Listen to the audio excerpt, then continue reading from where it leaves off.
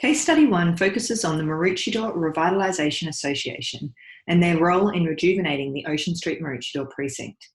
The MRA was formed in 2012 as a not-for-profit. It comprised a small group of individuals representing built environment professionals with an attachment to the area, residents and some businesses.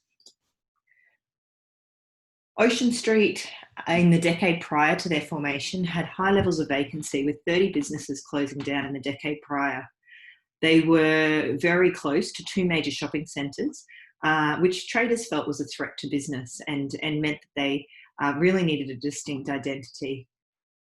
Although the precinct had a rich history, the precinct's vision and sense of place was lacking. Activity and place didn't actually reflect the people that were living there, and there was no entertainment or evening economy in the local area. You couldn't get a meal after 7 p.m. So the MRA decided it was time for a different approach, that they needed to broaden the offer. They developed an urban renewal strategy to revitalise the area through events, activations, festivals, artworks, strategy development and private sector involvement, as well as a lot of community volunteerism. So as I mentioned, it was led by a not-for-profit, which was not dominated by businesses, but there was some business involvement. They were about creating experiences that were missing, and this had a really wide gravitational pull and demonstrated that there was the need for an entertainment precinct. This in turn supported council's decision to invest in amenity upgrades of the area. Additionally, the group helped sort out the right tenants and brokered deals with businesses to get the look, the feel and the identity that they had envisioned.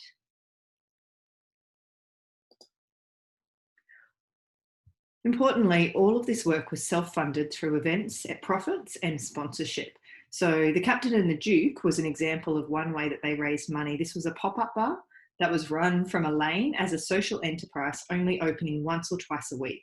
It was very popular with the local community, and the funds that were developed from the bar fed directly back into the organisation of more events, development of an economic action plan, and the ability for a team who were then able to advocate and promote Ocean Street as a great place for business. So a really good piece of advice from Bronwyn Adams, the executive manager of the MRA Ocean Precinct manager, was the best piece of advice I can give is to self-fund and get on with doing things. More fun, more funds was the motto that they used.